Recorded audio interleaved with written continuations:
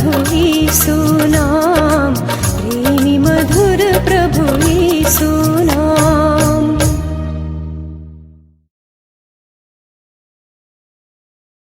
Hallelujah, praise the Lord.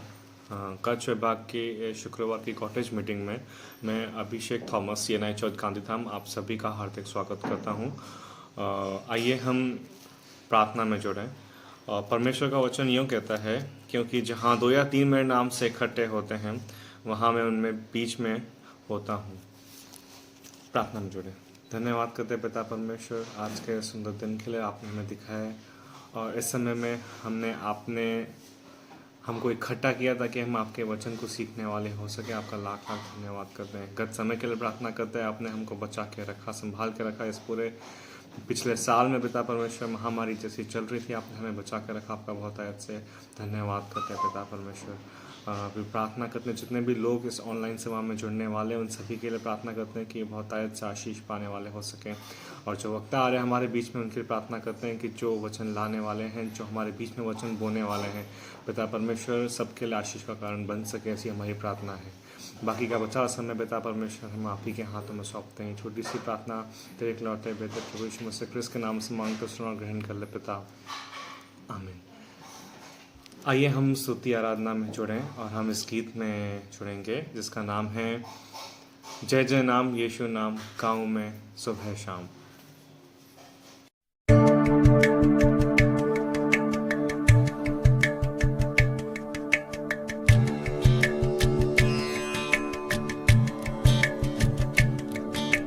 जय जय नाम यीशु नाम, गाँव में सुबह शाम। जय जय नाम यीशु नाम, गाँव में सुबह शाम।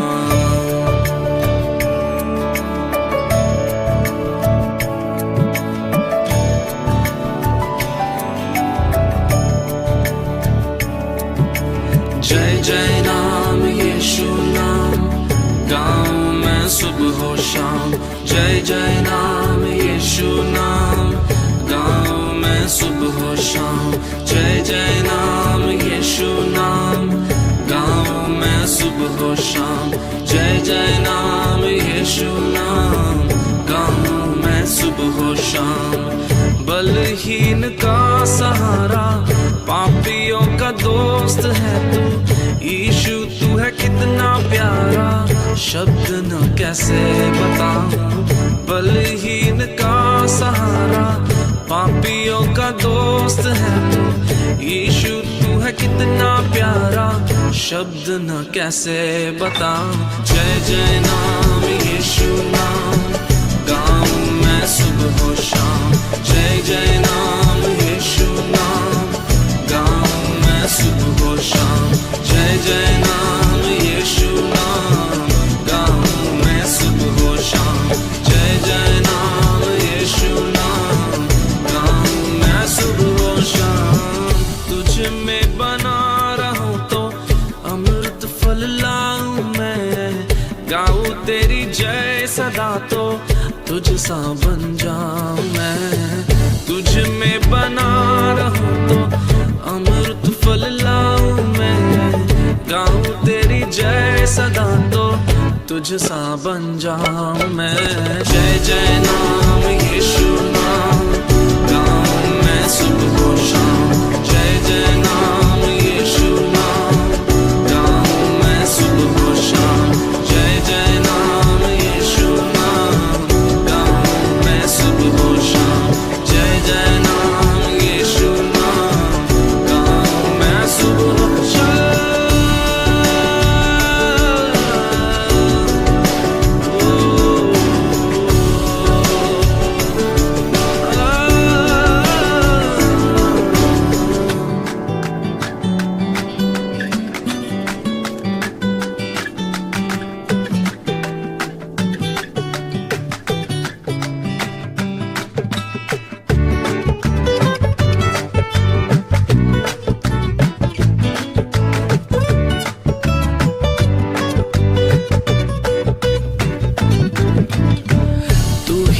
जो मुझको बुलाता, देता है जीवन जल। तेरी शक्ति पाऊं सदा और योजना है सफल, तू ही है जो मुझको बुलाता, देता है जीवन जल, तेरी शक्ति पाऊं सदा। योजना है सफल हो जाए, जय जय नाम यीशु नाम, गाऊं मैं सुबह और शाम। जय जय नाम यीशु नाम, गाऊं मैं सुबह और शाम। जय जय नाम यीशु नाम, गाऊं मैं सुबह और शाम। जय जय नाम यीशु नाम, गाऊं मैं सुबह और शाम। जय जय नाम यीशु नाम, गाऊं मैं सुबह और शाम।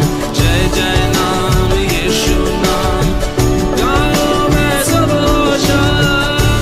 जय जय नाम यीशु नाम, गाऊं मैं सुबह और शाम। जय जय नाम यीशु नाम, गाऊं मैं सुबह और शाम। जय जय नाम यीशु नाम, गाऊं मैं सुबह और शाम। जय जय नाम यीशु नाम, गाऊं मैं सुबह और शाम। जय जय नाम यीशु नाम, गाऊं मैं सुबह और शाम। जय जय नाम यीशु नाम, गाऊं मैं सुबह और शाम।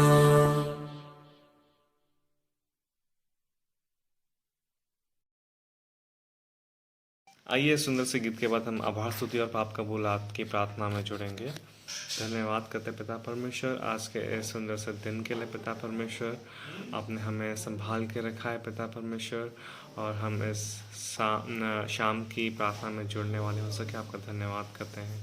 प्रार्थना करते हैं पिता परमेश्वर ये जीवन के लिए जो आपने हमें दिया है पिता परमेश्वर, होने दे हम ये आप पे खर्च करने वाले हो सके पिता परमेश्वर। पिता परमेश्वर आपने गत समय में हमें संभाल के रखा है इस महामारी से, आपका लाख लाख धन्यवाद करते हैं पिता परमेश्वर। इस सुंदर सी कलीसिया के लिए धन्यवाद करते हैं पिता परमेश्वर। सुंदर से जो परिवार है हम साथ में मिलके पिता परमेश्वर आपके वचन में बढ़ते हैं, उन सभी बातों के आपको धन्यवाद करते हैं और प्रार्थना करते हैं हमारे पासपान उनके परिवार के लिए प्रार्थना करते हैं पिता परमेश्वर, जो उन्हें बोझ लेके पवित्र वचन जो हमारे बीच में रखते हैं और आपकी बातों को हमारे बीच में रखते हैं और हमको गहराई से समझाने का जो ये प्रयत्न करते हैं, इन सभी बातों के लिए धन्यवाद करते हैं केवल आपका ही पिता परमेश्वर। पिता परमेश्वर प्रार्थना करते हैं जितने भी विंग्स हैं, जितने भी पास्टरेट कमेटी है, यूथ है, संडे स्कूल है, क्वायर है, इन सभी विंग्स के लिए प्रार्थना करते हैं और इन सब के जो लीडर्स हैं इन सब के लिए प्रार्थना करते हैं और जो अगुवाई करते हैं पिता परमेश्वर, वो पिता परमेश्वर आपकी आशीष है, आपकी आशीष है, इसलिए पिता परमेश्वर अपना ये सारे काम अच्छे से करने वाले हो सके, इसलिए हम प्रार्थना करते हैं पिता परमेश्वर। और प्रार्थना करते हैं पिता परमेश्वर, आपका धन्यवाद करते हैं पिता परमेश्वर, आपकी स्तुति महिमा करते हैं कि आपने अपने ही रूप में हमें बनाया है और हमें अपना बेटा अपना बेटी के पिता परमेश्वर आप पुकारते हैं। और हाँ, हम जानते हैं पिता परमेश्वर आपने अपने इकलौते बेटे को क्रूस पे पिता परमेश्वर हमारे लिए पिता परमेश्वर बलिदान किया पिता परमेश्वर, ताकि हमारा नाश ना हो पर हम अनंत जीवन पाने वाले हो सके पिता परमेश्वर। पर हम पिता परमेश्वर ये सब बातें जानने के बावजूद पिता परमेश्वर हम वो सारी बातें वो सारे पाप करते हैं पिता परमेश्वर जो पसंद नहीं है पिता परमेश्वर। उन सभी पापों के लिए पिता परमेश्वर हम अपने भारी हृदय से माफ़ी मांगते हैं पिता परमेश्वर। होने दे कि हम पिता परमेश्वर वो कोई भी गलतियाँ जो पिता परमेश्वर आपको पसंद ना हो हम वो नहीं करें पिता परमेश्वर। हमें अपना जैसा बनाइए, हमें अपने पवित्र लहू से शुद्ध करिए पिता परमेश्वर, ऐसी हम प्रार्थना करते हैं। ये हमारी आभार स्तुति और पाप कबूलात की प्रार्थना पिता परमेश्वर आपके एकलौते बेटे प्रभु यीशु मसीह क्रिस्त के नाम से मांगते हैं, सुनिए और ग्रहण करिए पिता, आमीन। आइए हम वचन में जाएंगे और वो है लिया गया है नया नियम मत्ती रचित सुसमाचार, उसका 10वां अध्याय 26वीं आयत से 31वीं आयत तक, जहाँ यूँ लिखा है, सो उनसे मत डरना, क्योंकि कुछ ढपा नहीं जो खोला न जाएगा और न कुछ छिपा है जो जाना न जाएगा। जो मैं तुमसे अंधियारे में कहता हूँ उसे उजाले में कहो, और जो कानों कान सुनते हो उसे कोठों पर से प्रचार करो। जो शरीर को घात करते हैं पर आत्मा को घात नहीं कर सकते, उनसे मत डरना, पर इसी से डरो जो आत्मा और शरीर दोनों को नरक में नाश कर सकता है। क्या पैसे में 2 गौरैया नहीं बिकती?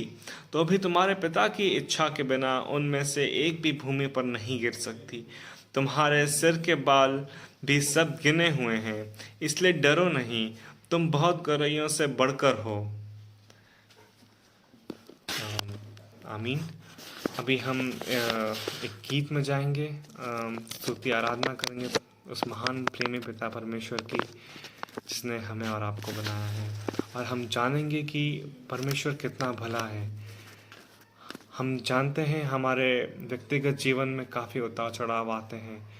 हमको लगता है हमारा कोई सहारा नहीं है, हम कहीं गिर जाते हैं, हम अपने बहुत मायूस होते हैं अपनी ज़िंदगी में, तो हमारा सहारा देने वाला कोई नहीं होता है।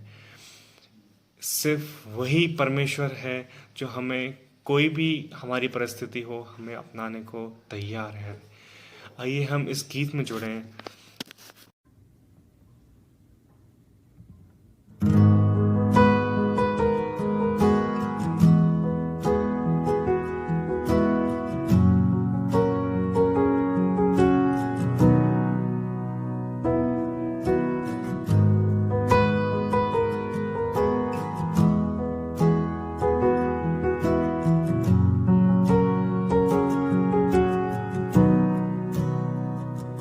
भंवर के बीच में तू कहता है थम जा, तू मेरी ताकत है, तू ही मेरा ईमान। भंवर के बीच में तू कहता है थम जा, तू मेरी ताकत है, तू ही मेरा ईमान। बीते कल में तू साथ मेरे था, आज भी मेरे साथ है खड़ा, आने वाले कल में भी होगा। उठते हुए उफानों में तू ही मेरी चट्टान, बढ़ती हुई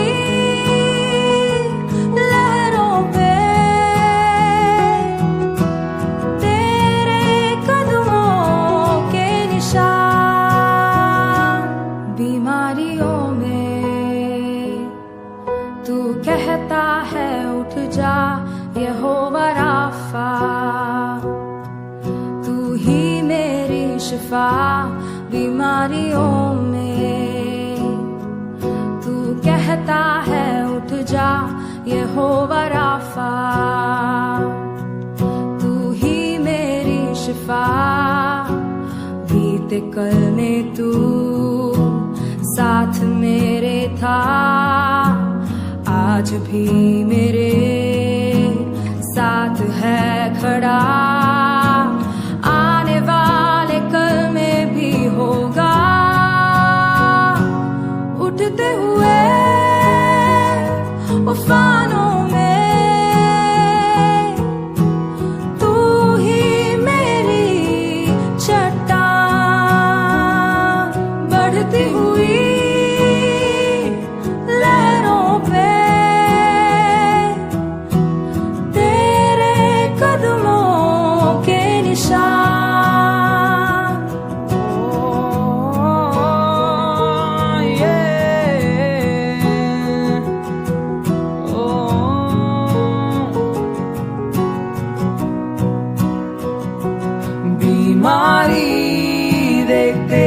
सर झुका,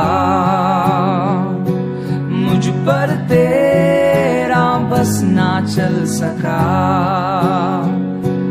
ऐसा कोई शस्त्र ना बना जो कर सकेगा मेरा सामना। बीमारी देख तेरा सर झुका, मुझ पर तेरा बस बस ना चल सका। ऐसा कोई शस्त्र ना बना जो कर सकेगा मेरा सामना। उठते हुए उफानों में तू ही मेरी चट्टान, बढ़ती हुई लहरों पे तेरे कदमों के निशान।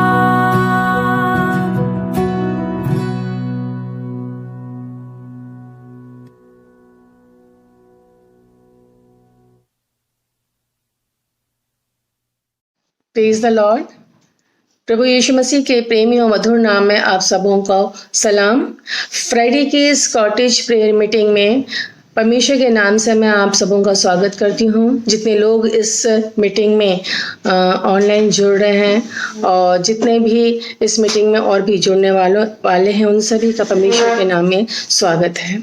सबसे पहले मैं परमेश्वर पिता का धन्यवाद करती हूँ कि उन्होंने मुझे ये मौका दिया कि मैं परमेश्वर के वचन में से आप लोगों के साथ कुछ शेयर कर सकूं, और साथ ही साथ मैं हमारे यहाँ के जो कच्छ और सौराष्ट्र विभाग के जो एरिया डीन हैं उनका भी, मैं शशिकांत भाई का भी आभार मानती हूँ, और हमारी जो पासबान हैं उनका भी, मैं प्रशांत भाई का भी आभार मानती हूँ कि उन्होंने मुझे यह मौका दिया कि मैं आप लोगों के बीच उपस्थित होकर और परमेश्वर के वचन को आपके साथ शेयर कर सकूं। जैसा कि हमने आज शास्त्र वाचन किया मत्ती रचित सुसमाचार उसका 10वां अध्याय 26 से लेकर 31 आयत तक, और इस 31 आयत तक के अंतर्गत हम लोगों ने इसे पढ़ा है। तो इस 31 आयत, इन आयतों के आधार पे मैंने जो आज का विषय चुना है वो विषय है भय से मुक्ति, डर से मुक्ति, है ना। हमें डरने की कोई भी ज़रूरत नहीं है, ठीक है। अब ये जो कॉन्टेक्स्ट है, जो हम परमेश्वर के वचन जो हमने पढ़ा, इस वचन के अनुसार हम देखते हैं, यदि हम इसके 10वें अध्याय शुरुआत से हम इसको देखें तो हम ये देखेंगे कि किस प्रकार वो यीशु मसीह उन्होंने अपने चेलों को जब वो सुवार्ता के लिए बाहर भेज रहे थे तो उनको बहुत सारे इंस्ट्रक्शंस दे रहे थे कि किस प्रकार से आपको काम करना है, क्योंकि जब ये काम करने के लिए वो बाहर जाएंगे तो बहुत सारी मुश्किलों का सामना करना पड़ेगा। और परमेश्वर प्रभु यीशु मसीह ने उनको ये कहा है कि मैं देखो तुमको भेड़ों की नाई भेड़ियों के बीच में भेजता हूँ, और बहुत सावधानी करने की जरूरत है। और परमेश्वर जो है उन्हें सब कुछ पहले से ही बता रहे अपने चेलों को, शिष्यों को, क्योंकि वो उनसे प्यार करते हैं और उनको है कि इन्हें कोई भी परेशानी या मुश्किल आए उससे ये घबरा नहीं जाए।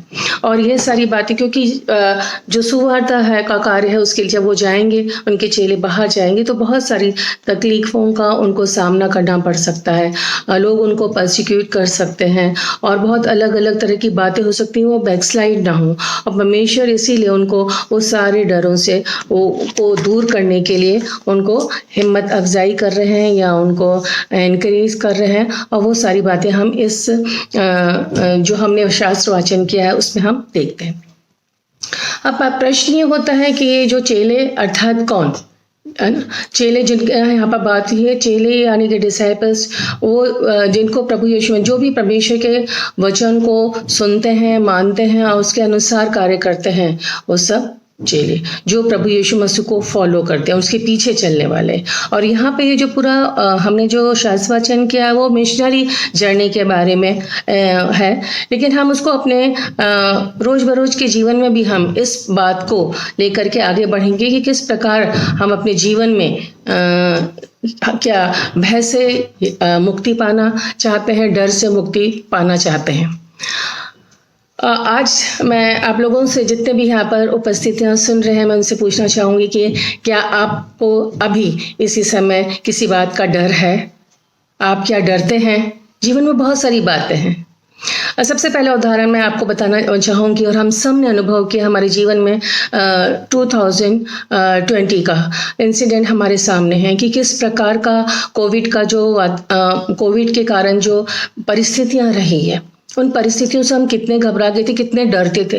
अगर हमारे पड़ोस में भी कुछ हो जाता था तो हमें बहुत डर लगने लगता था कि क्या हम उनके साथ मिले हैं, क्या हम उनके साथ गए हैं। यदि हमारे परिवार में से कोई बच्चा बाहर गया, कोई भी व्यक्ति बाहर गया, तो वो कहाँ गया, किसके पास गया, और हम कितनी सारी उसके लिए जो है प्रिकॉशंस रखते थे, और आज भी रख रहे हैं। ये अच्छी बात है कि हमें प्रिकॉशंस रखना चाहिए, लेकिन फिर भी कहीं ना कहीं तो डर है। कहीं शट डाउन हो जाने का, कभी लॉकडाउन होने की बात होती थी, ले ऑफ हो जाता था, कितने लोगों की जॉब चली गई, कितने लोगों का जो उनको सैलरी वगैरह मिलती थी वो उन सब में कटौती की, मतलब कितना कुछ। हमेशा एक डर लगा रहता है कि क्या होने वाला।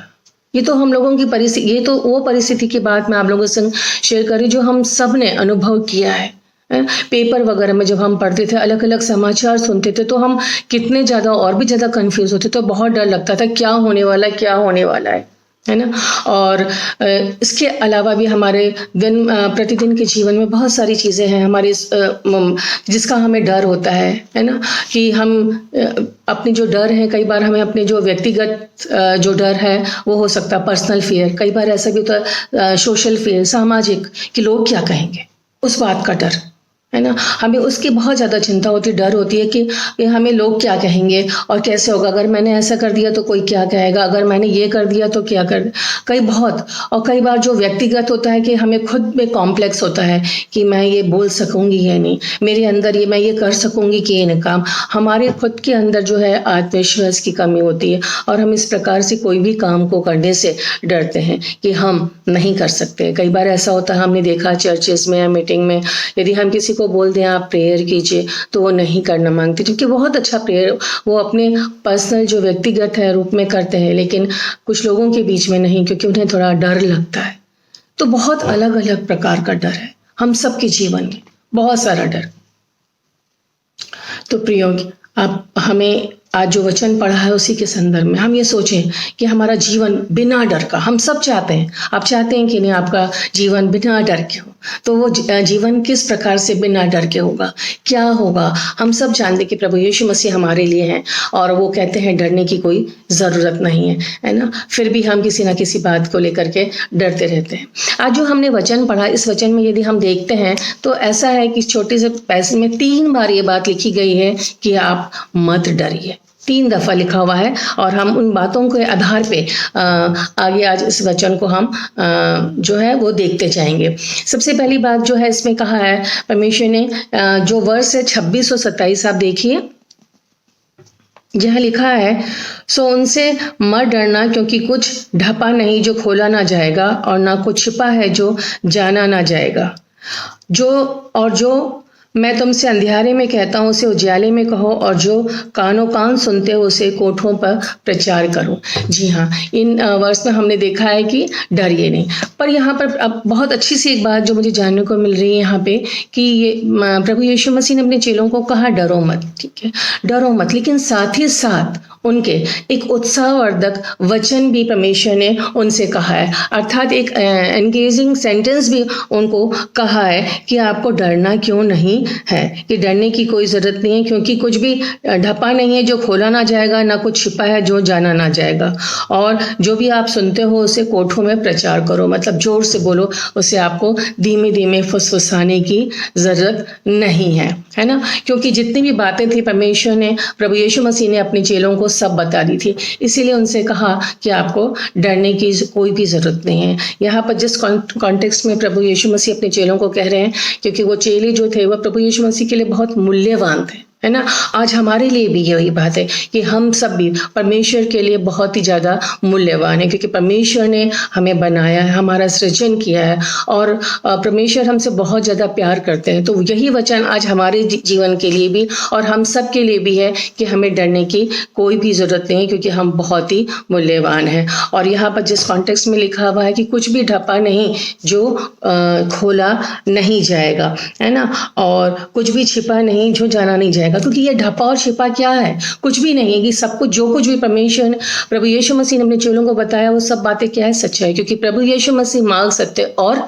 जीवन है, वो ट्रुथ है। है ना, सच्चाई है। इसीलिए यदि हम देखेंगे फिलिपियों की पत्री में उसका जो दूसरा अध्याय है 9 से 11 वचन यदि हम पढ़ते हैं तो वहाँ पर इस प्रकार से लिखा हुआ है, इस कारण परमेश्वर ने उसको अति महान भी किया और उसको वो नाम दिया जो सब नामों में श्रेष्ठ है, कि जो स्वर्ग में और पृथ्वी पर और पृथ्वी के नीचे है सब यीशु के नाम पे घुटने टेके और परमेश्वर पिता की महिमा के लिए हर एक जीव अंगीकार कर ले कि यीशु मसीह ही प्रभु है।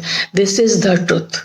ये सच्चाई है और ये सच्चाई जो है कोई छिपी हुई नहीं, कोई उसको ऐसा नहीं है कि कोई ढका हुआ नहीं है जिसे खोला न जाए। ये जो है सर्व सत्य है, सनातन सत्य वाली बात है। और वो बात यही है कि जो हम यहाँ देख रहे हैं कि जो स्वर्ग में और पृथ्वी पर और जो पृथ्वी के नीचे है वे सब यीशु मसीह के नाम से घुटने टेकेंगे और हर एक जीव अंगीकार करेगी कि यीशु मसीह ही प्रभु है।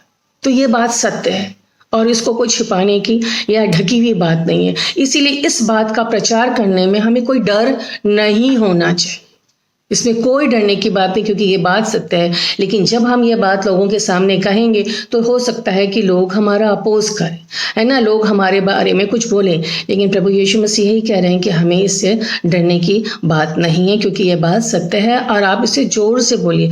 जो चीज़ है उसको छिपाने की बात नहीं है, धीरे धीरे बोलने की बात नहीं है, एक दो लोगों के बीच में कानों में बोलने की बात नहीं है, लेकिन जोर से चिल्ला के बोलने की बात है, क्योंकि प्रभु यीशु मसीह ही प्रभु है। यहाँ पर इस बात के लिए बोली। और दूसरी बात जो हम यहाँ पर 27 वर्ष में देखते हैं उस बात पे थोड़ा सा हम गौर करेंगे, जहाँ लिखा है जो कान सुनते हो उसे कोठों में प्रचार करो, है ना। प्रभु यीशु मसीह अपने चेलों को कह रहे हैं कि आपको डरने की जरूरत नहीं है, लेकिन स्पीक विथ बोल्डनेस, खूब बोल्ड होकर के, एकदम निडर होकर के हमें इस बात को बोलना है और बताना है ना। और यहाँ पे हम जो हमें 27वें आयत में देखने के लिए मिलता है। इसीलिए यहाँ पर इस कॉन्टेक्स्ट के अंदर जो सबसे पहली बात है कि जो भी प्रभु का चेला कहलाता है ना, जो प्रभु के काम के लिए जो परमेश्वर के वचनों के अनुसार चलता है ना, हम भी परमेश्वर के वचनों के अनुसार चलते तो हमारा भी ये काम है कि हमें जो बात हमने जानी है परमेश्वर के वचन के द्वारा वो दूसरे तक उससे हम शेयर करें, है ना। और उसको दूसरों तक शेयर करने के लिए सबसे पहली बात क्या है हमें, कि परमेश्वर के नजदीकी में बैठना, है ना। प्रभु यीशु मसीह की नजदीकी में बैठना, अकेले उनके साथ बैठना, बातचीत करना अकेले में।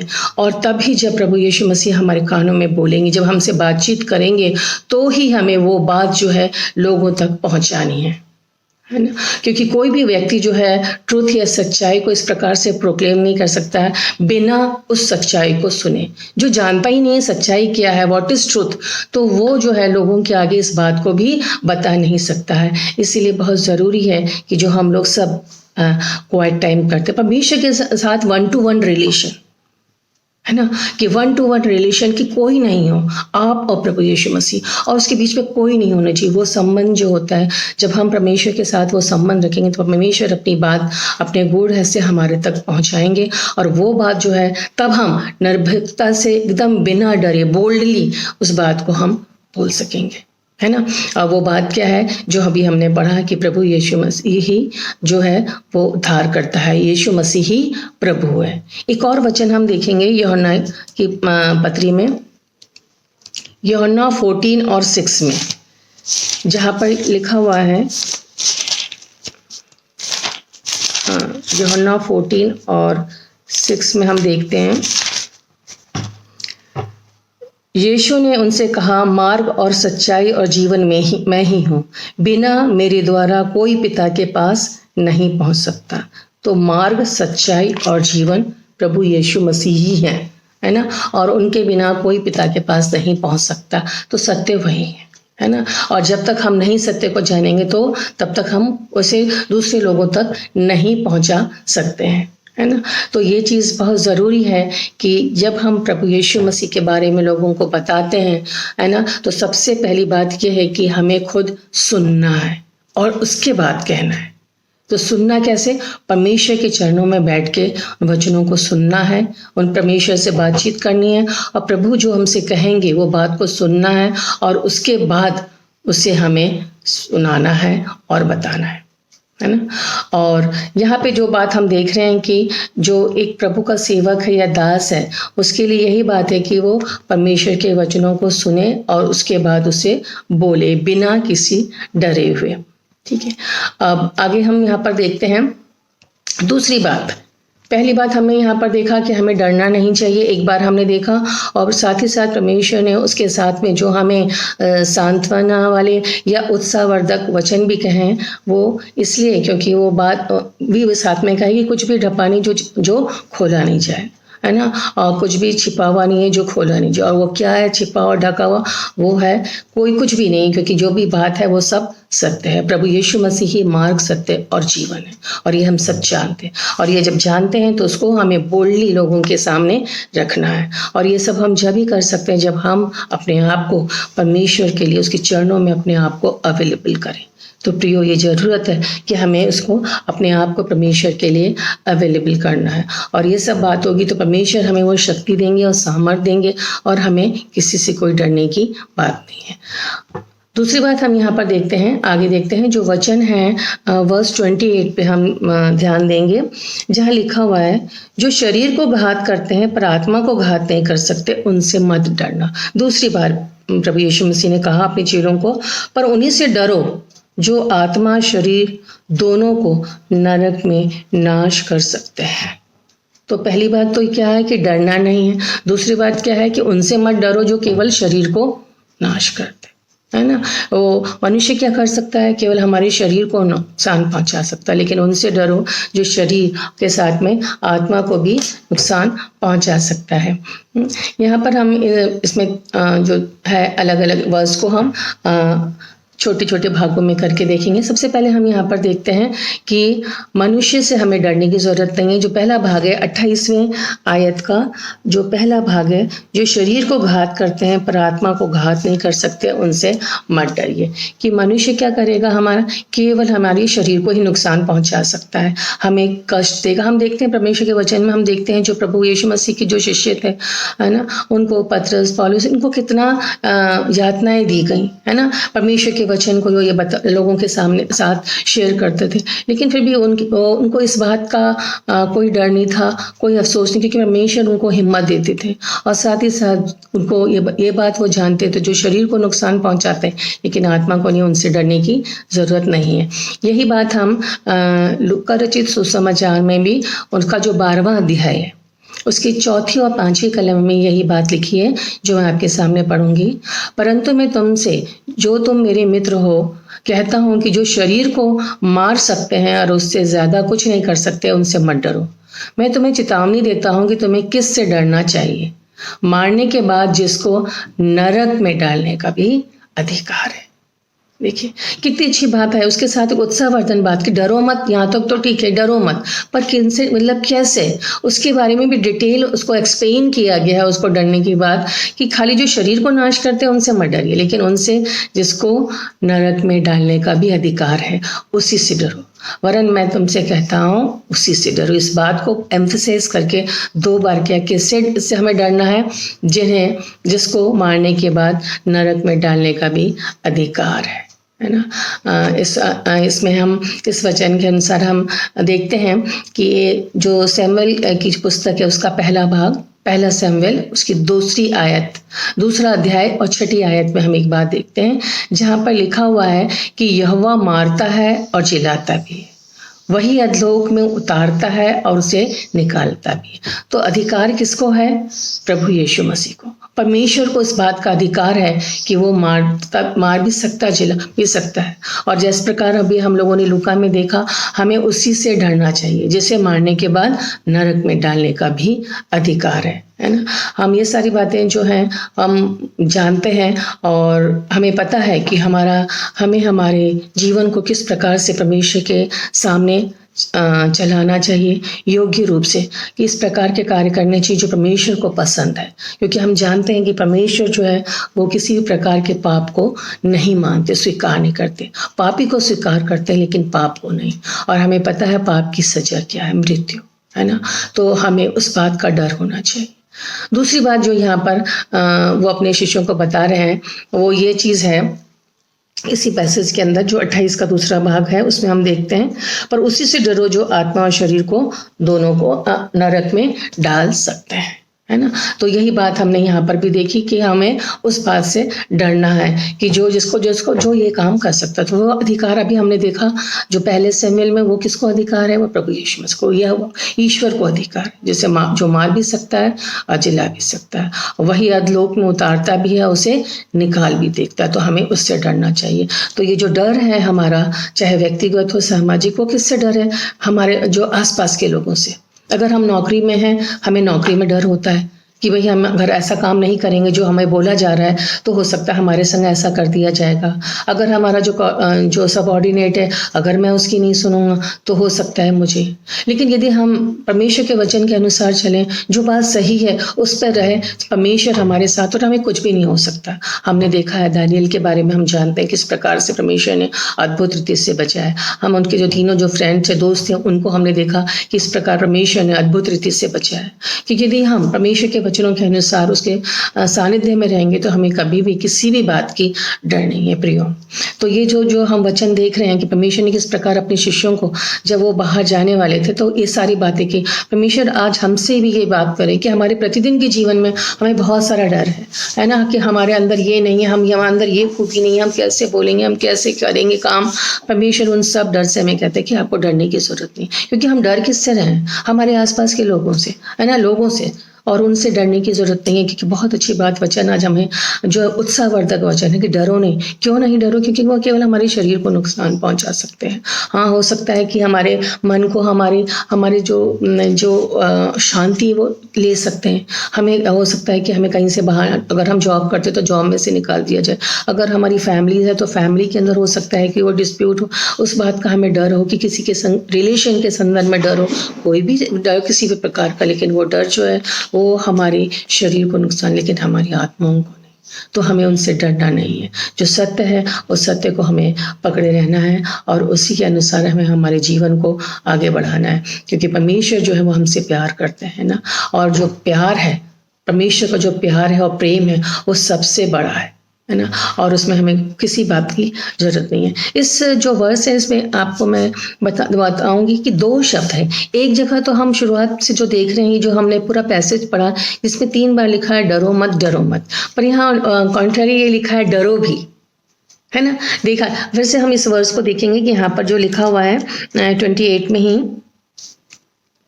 जो शरीर को घात करते हैं पर आत्मा को घात नहीं कर सकते, उनसे मत डरो। एक बार कहते हैं डरो मत, फिर इसी में आगे बोलते हैं उनसे डरो, उससे डरो जो आत्मा और शरीर दोनों को नरक में नाश कर सकता है। तो यहाँ पर हम देखते हैं कि आपको है कि डरना नहीं है, फिर कहा है कि डरोगे। तो डरना किससे नहीं है? मनुष्य से नहीं डरना। प्रियो, आज से बिल्कुल हमें छोड़ देना इस बात को कि हमें डरना नहीं, हमें डर बिना का जीवन जीना है। और यदि डरना है तो किससे डरना है? उसी से जिसे हमारे शरीर और आत्मा दोनों पर अधिकार है, और वो है केवल प्रभु यीशु मसीह। हमें अगर डरना है तो केवल वो उनसे। आज से हमारे जीवन के अंदर ये सब बहुत सारे डर, पूरा जीवन हमारा इसी में कि दूसरे क्या बोलेंगे, दूसरे क्या करेंगे, इसमें, और हम कभी प्रियो इस बात को नहीं सुनते प्रभु यीशु मसीह क्या चाहते।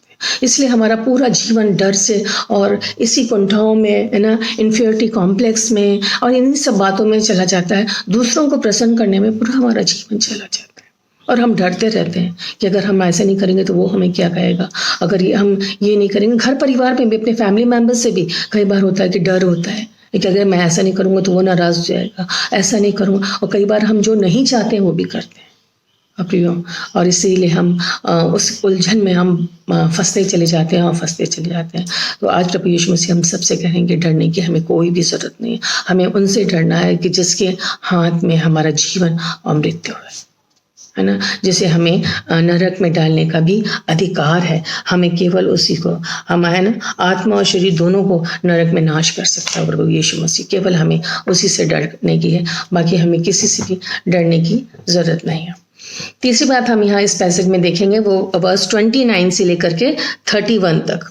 जी, मैं आपके सामने फिर पढ़ना चाहूंगी 29 से 31 तक, जहाँ यूँ लिखा है, क्या पैसे में 2 गौरैया नहीं बिकती? तो अभी तुम्हारे पिता की इच्छा के बिना उनमें से एक भी भूमि पर नहीं गिर सकती। तुम्हारे सिर के बाल भी सब गिने हुए हैं। इसलिए डरो नहीं, तुम बहुत गौरैयों से बढ़कर हो। या तीसरी बार बोला है परमेश्वर ने कि तुम डरो मत क्योंकि तुम बहुत गौरैयों से बढ़कर हो। यहाँ पर हम देख रहे हैं कि डरो मत, ये तो है। इसके अलावा प्रभु यीशु मसीह की एक विशेष केयर, एक देखभाल जो है वो भी यहाँ पर है, एक निश्चितता हमारे जीवन के लिए कि हमारा मूल्य कितना ज्यादा है। प्रियो, कितनी अच्छी बात कही है कि परमेश्वर ने कि हमारा मूल्य बताया कि हमारी वैल्यू उसकी नजरों में कितनी ज्यादा है, क्योंकि हम क्या है, परमेश्वर की एक अनमोल कृति है, ब्यूटीफुल क्रिएशन है ना। परमेश्वर ने अपनी इमेज में हमें बनाया, कितना वो हमसे प्यार करते हैं। परमेश्वर का वचन कहता है कि माँ अपने बच्चे को बोल सकती है, लेकिन प्रभु यीशु मसीह नहीं, है ना। और तो जब हम ये सब वचनों को जानते हैं प्रियो, तो फिर हमारे जीवन में डर क्यों है ना। यहाँ पर हम देखते हैं मत्ती रचित सुसमाचार जो भी हमने पढ़ा, उसमें हम देखते हैं कि 1 पैसे की 2 गौरैया या स्पैरो जो है मिलती हैं, है ना। और यदि इसी को हम लूका रचित सुसमाचार में पढ़ेंगे, उसके 12वें अध्याय में जो अभी हमने पढ़ा, वहाँ पर हम 6th वर्स को यदि हम देखें तो वहाँ ऐसे लिखा है कि क्या 2 पैसे की 5 गौरैया नहीं मिलती, फिर भी परमेश्वर उनमें से एक को भी नहीं भूलता। यहाँ पे मत्ती रचित में ऐसा बोला है 1 पैसे की 2 गौरैया मिलती हैं, और उसी तरह से लूका में लिखा हुआ है कि 2 पैसे की 5। यानी कई बार हम लोग भी ऐसा होता है कि सामान वगैरह खरीदने जाते हैं और बोलता है भाई 50 रुपये, कोई भी सब्जी है 50 रुपये किलो, है ना, और किलो मिलेगी। अगर 2 किलो होता है तो हम लोग ऐसा बोल देते हैं कि चलो भाई 100 में 2.5 दे दो या 3 दे दो, एक्स्ट्रा मांगते हैं, एक्स्ट्रा। यहाँ पर भी वही बात है कि जो लूका रचित सुसमाचार में लिखा हुआ है 2 पैसे की 5 गौरैया, अगर वो बोले 1 पैसे की चाहिए तो कितनी, 1 पैसे की तो फिर कितनी मिलेगी, इसमें 2 ही मिलेंगी, है ना। पर 2 से ले रहे हैं तो ज्यादा, तो दैट एक्स्ट्रा जो 5th वन है, वो जो एक्स्ट्रा गौरैया है उसकी भी परमेश्वर संभाल करता है, उससे भी गिरने नहीं देता है।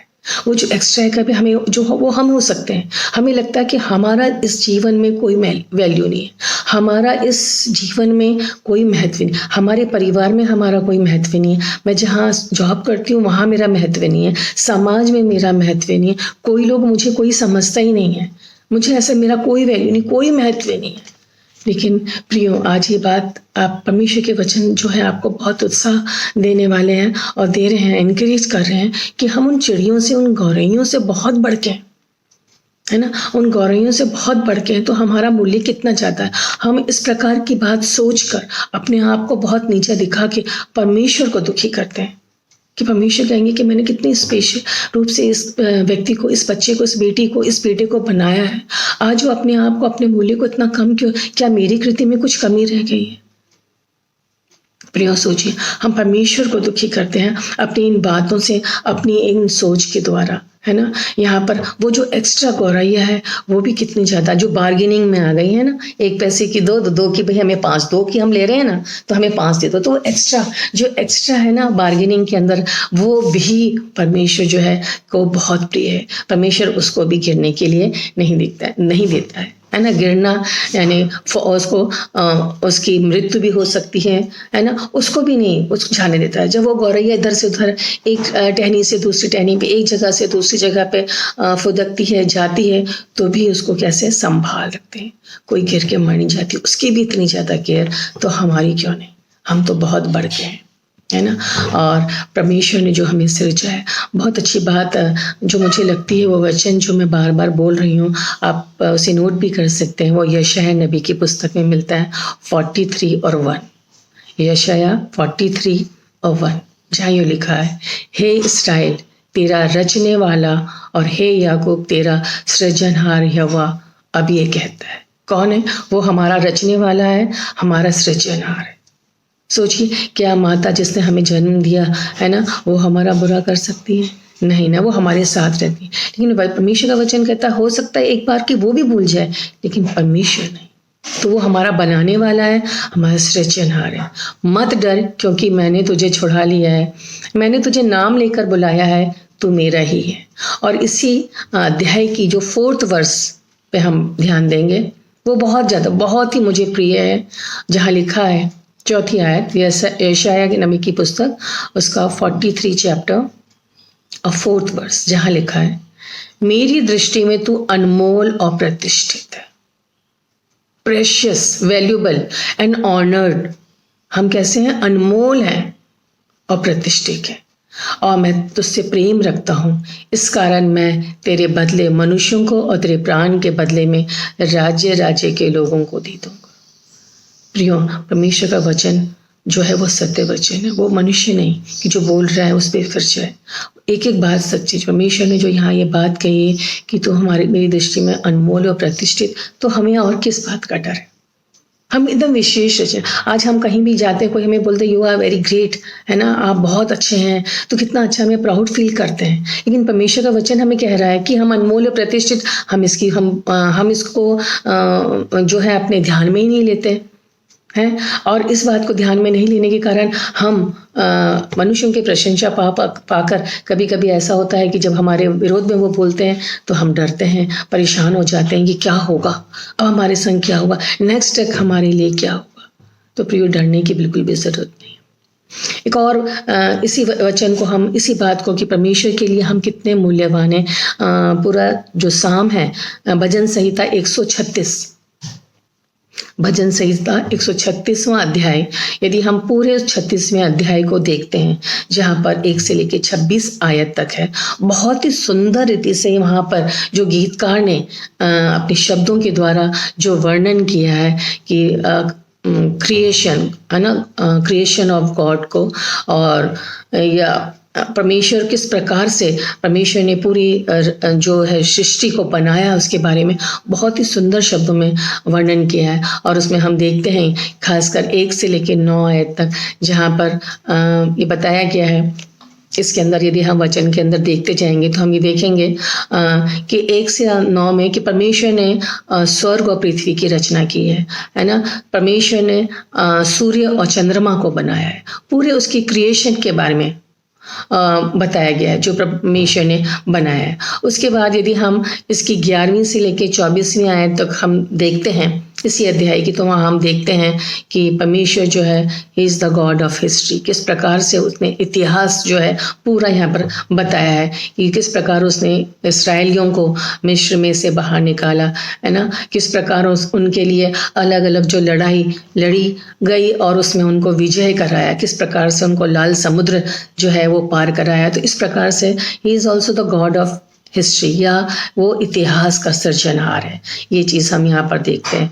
और आगे हम इसके बाद में जो 26वीं आयत है वहाँ पर हम देखते हैं कि जहाँ लिखा है कि परमेश्वर केवल इस सृष्टि का उसने रचना नहीं की, इस सृष्टि में जो इतिहास है उसको ही संभाल के नहीं रखा, लेकिन साथ ही आज भी प्रेजेंट में भी वो हमारी प्रतिदिन की जो ज़रूरतें हैं उसको पूरी करता है ना, और उसको पूरी करता है प्रतिदिन की ज़रूरत को, है ना। उसने परमेश्वर जिसने पूरी सृष्टि की रचना की और जो भी इस सृष्टि में अभी तक हुआ है उस सबको परमेश्वर ने एक इतिहास के रूप में उसको भी सृजा है, और आज भी वर्तमान में भी वो परमेश्वर जो है वो सब मनुष्यों को उनकी प्रतिदिन की दैनिक ज़रूरतों को पूरी करता है ना, वो उनको भोजन से तृप्त करता है ना।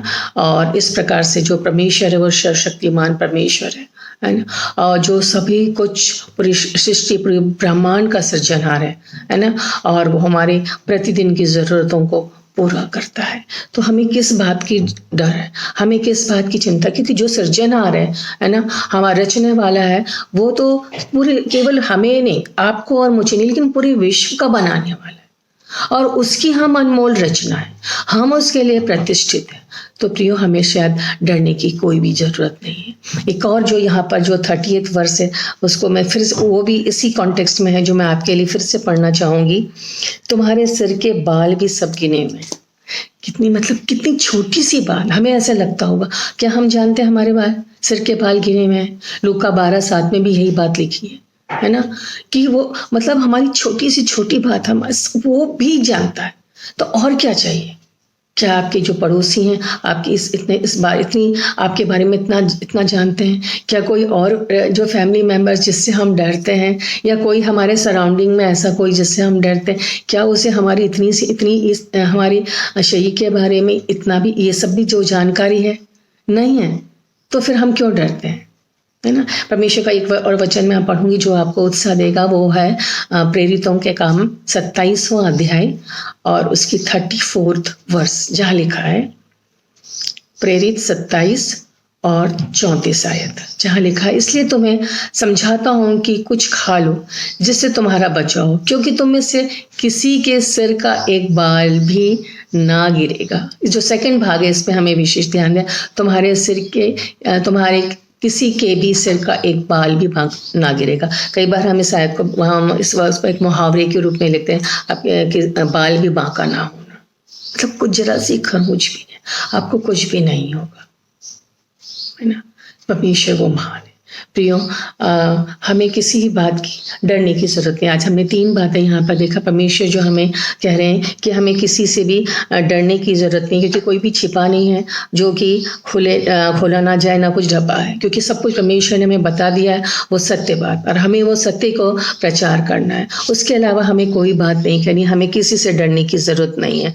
और जो भी हमने सुना है परमेश्वर के वचन को, वो हमें जोरों से लोगों के आगे प्रचार करना, बोल्डली हमें उस बात को बोलना है। दूसरी बात हमने देखा कि डरना नहीं है, किससे नहीं, मनुष्यों से। क्यों नहीं? क्योंकि केवल वो हमारे शरीर को नुकसान पहुंचा सकते हैं। और तीसरी बात जो हमने यहाँ पर देखी कि हमें डरने की कोई भी ज़रूरत नहीं है, क्योंकि हमारा मूल्य जो है उन गौरैयों से भी बहुत अधिक है, लेकिन वहाँ एक भी वो भूमि पे नहीं गिरती। हम देखते हैं कितना इधर से उधर उड़ती रहती हैं, कोई भी गिरता नहीं। परमेश्वर उनकी भी संभाल करता है, तो हमारा मूल्य तो उनसे बहुत ज़्यादा है ना, क्योंकि परमेश्वर हमसे प्रेम करते हैं, है ना प्रियो।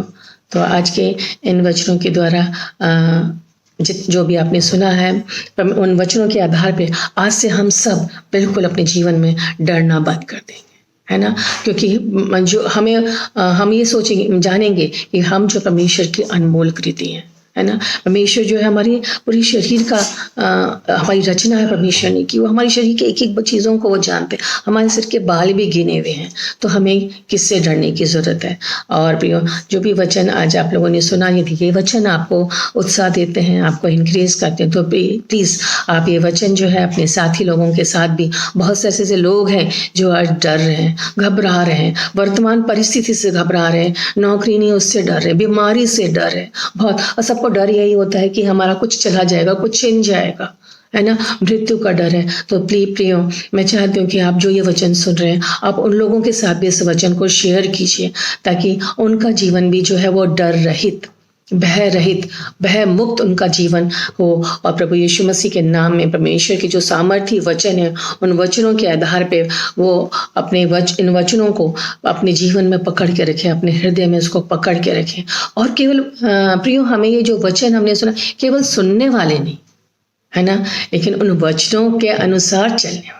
ये वचन जो मैंने आप लोगों के साथ शेयर किया, वो हम सब ने पवित्र शास्त्र के अंदर उसको हमने पढ़ा हुआ है। ये वचन हमारे लिए जो है, वो वचन जो है हमारे लिए, हम सब के लिए, लेकिन वो जब है जब हम अपने उनको जीवन में लागू करेंगे, है ना। अपने हर एक जीवन में, अपने प्रतिदिन में उन वचनों को हम क्या करेंगे, एक एक वचन को हम बोलेंगे और परमेश्वर के संगति में बने रह के हम आगे बढ़ेंगे, तो हमें किसी का डर नहीं। तो प्रियो, आज से हम सब प्रण कर लेते हैं, प्रॉमिस कर लेते हैं कि आज से हम डरेंगे नहीं, किसी बात से नहीं डरेंगे, है ना। हमारे आसपास मनुष्यों से हमें बिल्कुल डर नहीं। अगर हमें डरना है तो केवल परम पवित्र प्रभु यीशु मसीह ईश्वर से डरना है, क्योंकि जिसके हाथ पे हमारा जीवन और मृत्यु है, जिसे हमारे जीवन को, है ना, नरक में डालने का भी अधिकार है। प्रियो, हमें उससे डरना है कि हमारा जीवन जो है वो नरक में ना जाए, हमारा जीवन जो है वो नाश में ना जाए, लेकिन हमारा जीवन वो प्रभु यीशु मसीह के गोद में जाए। मरने के बाद में हमारा जीवन, हमारा आत्मा जो है परमेश्वर के घर में प्रवेश करे। हमें उस बात की चिंता करनी है और हमें डरना है तो केवल उस बात से। बाकी दुनियावी जीवन में आज से हम सभी उस डर से हमें मुक्ति पानी है। प्रभु परमेश्वर आपको इन सब वचनों के आधार पे बहुत बहुत आशीष दे। धन्यवाद। आज के सुंदर वचन के लिए परमेश्वर का धन्यवाद करते हैं, जो वक्ता साहब हमारे बीच में लेके आए। और जैसा हम सब ने सुना वचन में कि हमें किसी बात से नहीं डरना है, कोई मनुष्य से नहीं डरना है, हमें डरना है तो सिर्फ एकमात्र परमेश्वर से डरना है और उसके सन्मुख आना है। क्योंकि हम जानते हैं हम परमेश्वर के लिए बहुत मूल्यवान हैं और हम उसके बहुत प्रिय हैं। तो प्रियो, आज से हम ये डर को हमारे जीवन से निकाल दें और डर रहित जीवन जीने का प्रण करते हैं। अभी मैं निवेदन करता हूँ वक्ता साहब से कि हमें मध्यस्थी की प्रार्थना में अगुवाई करें, और ये सब जो पॉइंट्स मैं बता रहा हूँ मैं निवेदन करता हूँ कि अपनी प्रार्थना में इसे लें।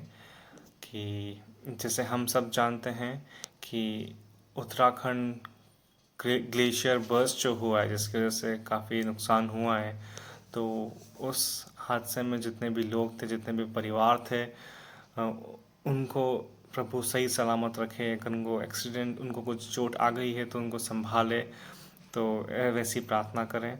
और जो किसानों का आंदोलन चल रहा है अभी भी, वो जो परेशान हैं, सड़क पे हैं, सही से सो नहीं पा रहे, खाने को खाना नहीं है, प्रॉब्लम में है बहुत, तो उनके लिए भी खास प्रार्थना करें। और चाहते हैं कि गुजरात डायसिस के जो हमारे बिशप साहब हैं उनके लिए प्रार्थना, पूरी डायसिस के लिए प्रार्थना, और डायसिस के जितने भी पास्टर्स हैं उन सभी के लिए प्रार्थना करें। और ख़ास करके जो कोरोना से जो परिवार ने अपने अजीज़ों को खोया है, उन परिवारों के लिए, और जो अभी भी हॉस्पिटल में हैं इस बीमारी को लेके या कोई भी दूसरी बीमारी को लेके हॉस्पिटल में हैं, तो उन सभी बीमारों के लिए प्रार्थना में अपने ये सभी बातों को ध्यान में रखें। मैं निवेदन करता हूँ वक्ता साहब से कि हमें मध्यस्थी की प्रार्थना में लीड करें। आइए हम प्रार्थना करें, अपनी आँखों को बंद करेंगे। महान प्रेमी पिता परमेश्वर, प्रभु आपका धन्यवाद करते हैं आज की सुंदर सी संगत के लिए पिता परमेश्वर। प्रभु हमने तेरे चरणों में परमेश्वर बैठ के परमेश्वर जो भी समय व्यतीत किया परमेश्वर, तेरे वचनों को पढ़ा, तेरे वचनों में से सीखा परमेश्वर, गीत गाए, वो सब परमेश्वर आपको ग्रहण योग्य हो। वो प्रभु विशेष हम प्रार्थना करते हैं पिता परमेश्वर, प्रभु जो ये कच्छ विभाग के फ्राइडे को कॉटेज मीटिंग स्टार्ट हुई परमेश्वर, इसमें प्रभु आपकी आशीष हो, बरकत हो पिता परमेश्वर। प्रभु जितने भी लोग इससे जुड़े हुए हैं, जो लोग परमेश्वर इसके ऑर्गेनाइज़र हैं, उन सब के लिए प्रार्थना करते हैं प्रभु, उनकी सहायता कीजिए, उनके हर एक आयोजन में परमेश्वर आप उनकी मदद कीजिए। ऐसे हम आपसे विनती करते हैं। हमारे कच्छ और राज्य विभाग के जो एरिया डीन साहब हैं उनके लिए विशेष प्रार्थना, उनकी फैमिली के लिए प्रार्थना करते हैं प्रभु, उनकी सेवाओं को आशीषित कीजिए पिता परमेश्वर। और परमेश्वर की सारी योजनाएं परमेश्वर आपके द्वारा हो परमेश्वर, पूर्ण हो, ऐसी हम विनती करते हैं पिता परमेश्वर। हम विनती करते हैं हमारे डायसिस के लिए, गुजरात डायसिस के लिए परमेश्वर, हमारे बिशप साहब के लिए प्रार्थना करते हैं। और परमेश्वर उस डायसिस के अंदर जितने भी हमारे पास्टर्स हैं उनके लिए, डीकन्स के लिए प्रार्थना करते हैं, मिशनरी भाइयों के लिए प्रार्थना करते हैं पिता परमेश्वर। प्रभु उन सभी की सेवाओं को आप आशीषित कीजिए, और प्रभु उनकी जो भी ज़रूरतें हैं पिता परमेश्वर अपने स्वर्ग के भंडार से आप पूर्ण कीजिए, ऐसे हम विनती करते हैं। हाँ प्रभु, हम खास प्रार्थना करते हैं कि हमारे गांधीधाम सीएनआई कलीसिया की जो पासबान है उनके लिए भी प्रार्थना करते हैं पिता परमेश्वर, विशेष उनकी सेवाओं के लिए पिता परमेश्वर। प्रभु हम आपका आभार मानते हैं पिता परमेश्वर, और प्रभु उनकी फैमिली के लिए हम प्रार्थना करते हैं परमेश्वर, उनको संभाल के रखिए। हाँ प्रभु, हम प्रार्थना करते हैं पिता परमेश्वर, प्रभु पिछले वर्ष परमेश्वर किस तरीके से परमेश्वर आपने आश्चर्यजनक रूप से परमेश्वर अपने लोगों को बचाया, और उस महामारी में से प्रभु आप उन्हें निकाल के लाए पिता परमेश्वर। प्रभु धन्यवाद करते हैं पिता परमेश्वर। हाँ प्रभु, बहुत से ऐसे परिवार हैं पिता परमेश्वर जिन्होंने अपने परिवारजनों को खोया परमेश्वर, लेकिन हम जानते हैं पिता परमेश्वर कि उन सब को परमेश्वर आपने स्वर्ग की दिलासा दिया है पिता परमेश्वर, और प्रभु आपने उनको संभाला है, उनके परिवार को फिर से परमेश्वर प्रभु खड़ा किया है प्रभु, उसके लिए हम आपका आभार मानते हैं। विशेष प्रार्थना करते हैं पिता परमेश्वर जो इसके लिए कोरोना के लिए वैक्सीन आ गई परमेश्वर, प्रभु होने दीजिए इसका कोई भी गलत असर परमेश्वर किसी के शरीर पे ना हो, लेकिन परमेश्वर योग्य रूप से पिता परमेश्वर हर एक को जिस प्रकार देना है वो, और परमेश्वर आने वाले इस प्रकार के खतरे से परमेश्वर हर लोग बच सकें, और परमेश्वर फिर से अपना जो डेली रूटीन है परमेश्वर वो उसमें आ सकें, और प्रभु उसे चालू कर सकें, नॉर्मल जीवन जी सके पिता परमेश्वर। प्रभु हम प्रार्थना करते हैं परमेश्वर जो डर की और भय का जो वातावरण पूरा बन गया था पिता परमेश्वर, लेकिन धीमे धीमे प्रभु वो सब कम हो रहा है। प्रभु हम आपका आभार मानते पिता परमेश्वर। हो प्रभु, जिस प्रकार आज हमने वचन में से सीखा पिता परमेश्वर, क्योंकि हम सब आपके लिए बहुत अनमोल बहुमूल्य परमेश्वर, आप हमें इस प्रकार से नष्ट नहीं होने देंगे। तो परमेश्वर हमारे अंदर जो डर है वो डर निकल जाए पिता परमेश्वर, और हमारा जीवन डर और भय रहित हो, क्योंकि हमारा रक्षक जो है वो प्रभु यीशु मसीह आप हैं पिता परमेश्वर।